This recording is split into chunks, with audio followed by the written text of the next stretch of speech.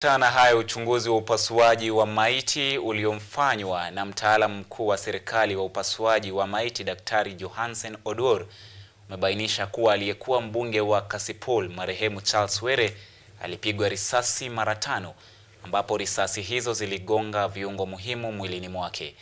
Akizungumza na wanahabari katika makafani ya Lee jijini Nairobi ambako mwili wa Were umehifadhiwa, Oduor alisema kuwa risasi hizo ziliharibu mapafu, ini na moyo wake. Miongoni mwa watuhumiwa waliokamatwa, mmoja ni afisa wa polisi anayehudumu ingawa bado hajathibitishwa rasmi na huduma ya kitaifa ya polisi.